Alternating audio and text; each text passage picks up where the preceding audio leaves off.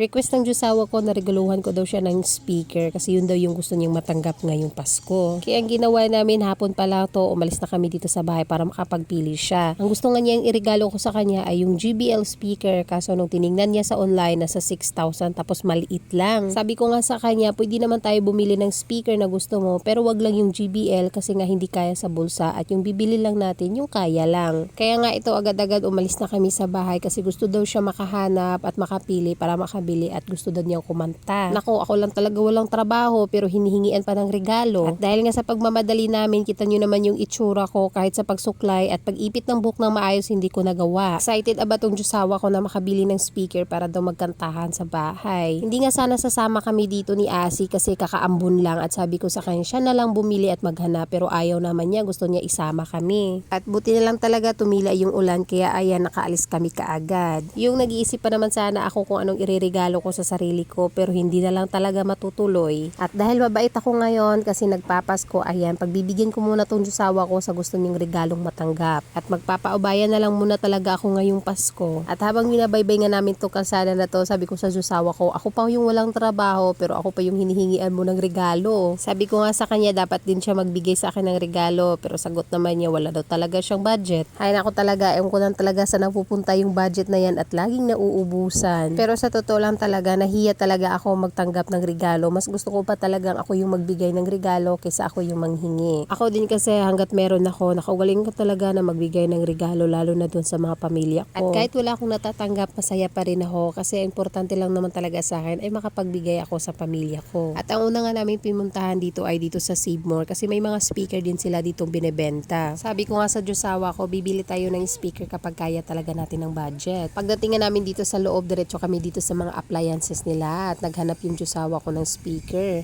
Pero yun nga lang, nag-iisa lang yung speaker nila dito. Kaya yung ginawa ng Diyosawa ko, naghanap muna kami at pumunta doon sa kabilang tindahan.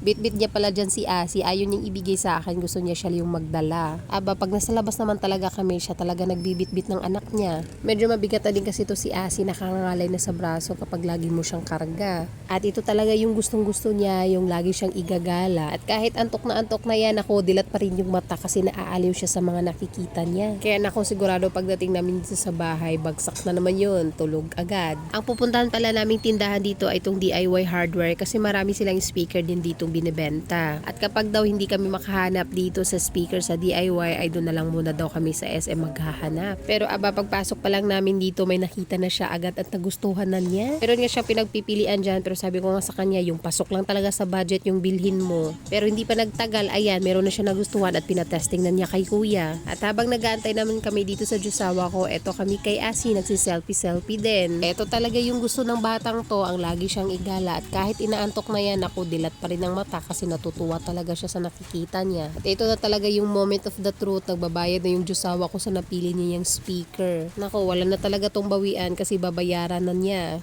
Sa 4,900 plus yung binayaran niya dito sa speaker at sabi ko nga sa kanya, naku, hindi tayo kakain kasi ang mahal pala ng speaker na binili mo. At parang pinadiscount na lang talaga ako dito ng Diyosawa ko ng 1,000 kasi yung nakita niyang 6,000 na GBL pero ang binili naman niya ay 5,000 na speaker. At pagkarating nga lang namin dito niya sa bahay, naku, binuksan niya agad kasi susubukan na daw niya. At hindi naman talaga masyadong halata na excited siya dito sa speaker niyang nabili. At dahil meron tong free dalawang microphone, sabi niya sa akin magkakanta daw siya mamaya tapos bibili siya ng isang beer. Aba, bahala ka na talaga sa gusto mong gawin basta ako tapos na ako sa pangregalo ko sa'yo. At habang nagpapatugtog yung Diyosawa ko dito tapos nag-aasikaso din siya sa hapunan namin, eto kami mag-ina, nagsasayaw na.